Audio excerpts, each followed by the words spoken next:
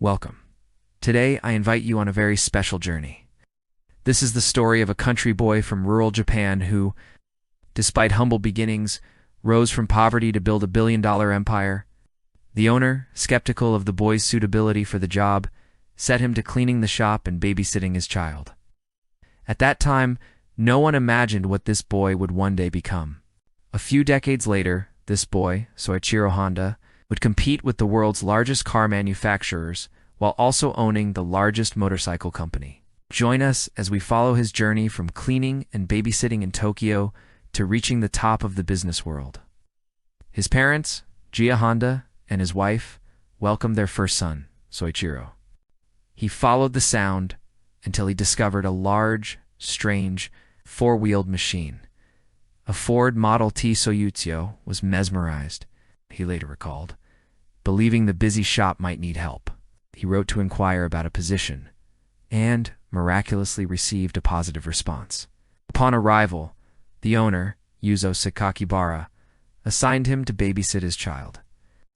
Leaving Soichiro disappointed that he wasn't earning any money for months, his only duty was carrying a doll on his back. The only thing that kept him from quitting was the shame of returning home a failure in front of his parents. At only 15, he left school and home to pursue his dreams in Tokyo. His father was the village blacksmith and also repaired bicycles, while his mother was a renowned weaver. This exemption allowed him to continue working at Art Shikai. He trusted his young protege and appointed 21-year-old Soichiro to run it. The workload was so intense that Soichiro involved his wife in operations. His left arm was broken, his shoulder dislocated, and his face injured. Despite months in the hospital, he returned to the track only 4 months later. His family was outraged, and following repeated arguments with his wife and father, he gave up racing for good. He was not only an outstanding mechanic, but also a skilled racer. He built the Hamamatsu special race car in his shop, setting a speed record of 120 kilometers per hour, an unmatched record in Japan for 20 years. At first, people refused to trust a shop run by someone so young and inexperienced, forcing him to make do with discarded parts from other workshops. Nevertheless, through determination and skills, he gradually turned the business around. He learned to sharpen agricultural equipment blades and repair bicycles. He climbed from menial tasks to becoming one of the shop's most trusted mechanics. His talent and dedication caught Sakakibara's attention, who then began teaching him not only mechanical skills, but also the business side of the operation. He proposed spinning off the Hamamatsu branch into a manufacturing operation. But shareholders dismissed the idea. They viewed the existing repair work as profitable and low-risk. Undeterred, Soichiro founded his own company to manufacture piston rings. Tokai Saiki, Heavy Industry, appointing his friend Shichiro Kato as president. The second was the Curtiss, combining an American Curtiss biplane engine with a Mitchell car chassis. This car competed in Japan's 5th motor race in 1924, winning first place with Sakakibara's brother as driver and Soichiro as engineer. For the 17-year-old, this was a pivotal moment. Motorsport became his religion. Though the shop serviced cars and bicycles, cars were rare luxuries owned by the elite and most imported. He was fascinated by any kind of engine but hated the idea of school. He threw himself into learning everything. Here he was introduced to motorsport. In 1923, Sakakibara began building race cars with the help of Soichiro and other workers. Instead of education, he spent most of his childhood helping his father in the bicycle repair shop. His disinterest in school affected his grades so badly that he used a found rubber stamp to forge his family's seal on his report card, so his father wouldn't have to sign it or see his grades. When he was caught, his father punished him by making him kneel all day without lunch. Growing up in difficult economic conditions, Soichiro lost 5 siblings to illness. In 1922, a 15-year-old boy began working at a small auto repair shop in Tokyo, Japan. So Soichiro was born in 1906 in a poor remote village called Tenyu Shizuoka at the foot of Mount Fuji. One day, at age 8, while going about his usual routine, Soichiro heard a strange rumble that caught his attention. It was the first car I ever saw. What excitement. I didn't understand how it could move on its own, and when it passed by, I automatically ran after it as fast as I could. This experience left a lasting mark on his life, and forever changed his relationship with machines. The Tokyo apprenticeship in 1922, Soichiro saw an advertisement in a magazine for an auto repair shop in Tokyo called Art Shikai. The city life blew him away compared to rural life. Over time, demand at the shop skyrocketed, and Soichiro finally let Soichiro assist with repairs. At Art Shikai, Soichiro became familiar with brands like Lincoln, Mercedes, Daimler, and various motorcycles brought into the shop. The first model was the Art Daimler, built with a used Daimler engine. Going solo in 1926, Soichiro was drafted for military service, but was rejected after failing the eye exam due to colorblindness. By 1928, Sakakibara decided to open a branch in Hamamatsu. By the 1930s, the branch had grown from one man to a 30-person staff. However, racing was perilous. In June 1936, while racing the Hamamatsu Special in Tokyo's outskirts, Soichiro had a near-fatal crash. By 1936, Honda was growing tired of repair work and wanted to produce auto parts. Experimentation and failure, Honda and Kato worked tirelessly, setting up the Art Piston Ring Research Center. During the day, Honda worked in the repair shop. By night, he labored on piston designs.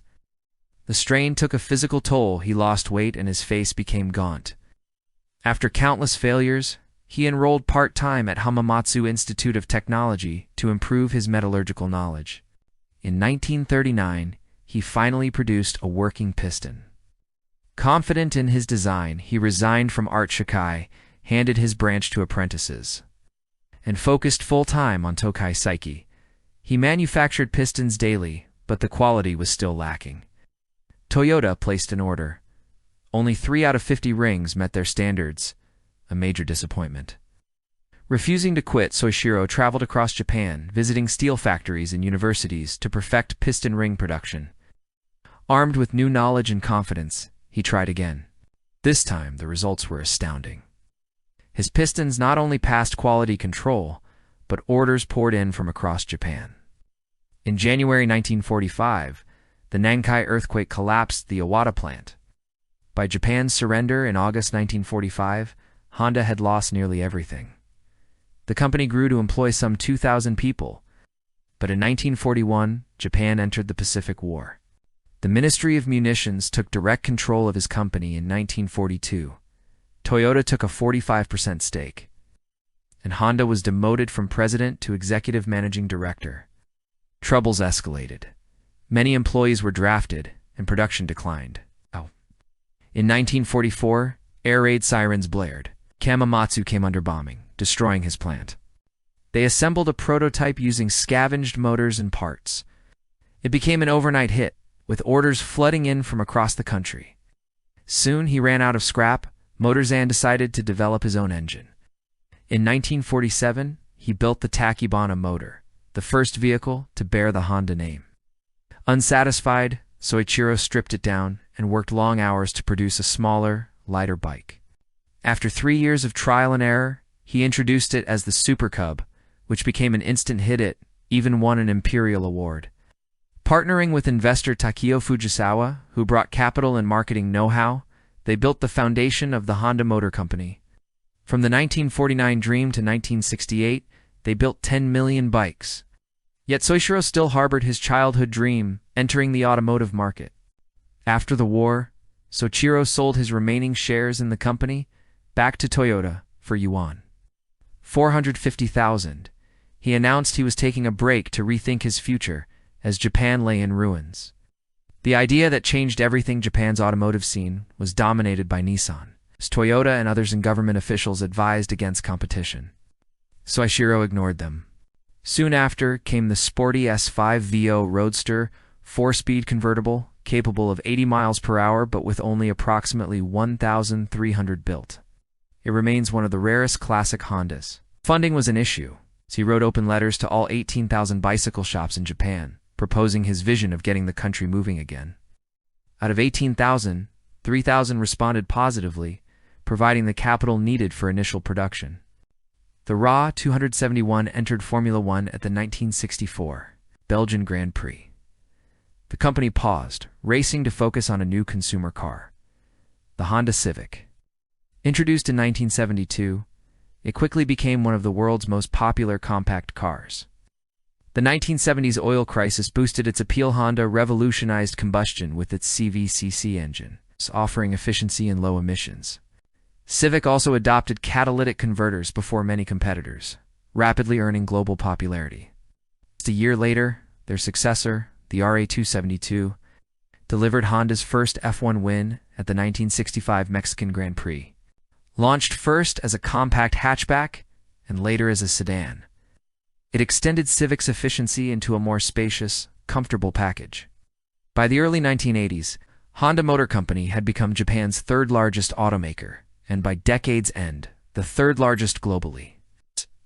Thanks to strong engineering and marketing, Honda soon outsold Triumph and Harley-Davidson in its own domestic market. Meanwhile, Soichiro expanded into motorsports. A year later, the company produced its first complete motorcycle. The Model D. Whenever a rival set a benchmark, Honda would bring the knowledge home and surpass it. This mindset propelled Honda from a poor showing at its first international race in 1954 to winning the Manufacturers' Team Award at the 1959 Isle of Man TT 1991. Reflecting on his life's work, he once said, and again 2 years later cementing Honda's name in motorsports elite, "Though I never repeated any failure, I wasn't afraid of making mistakes." A year later, Japan was in economic collapse. Food, clothing, and housing were rationed.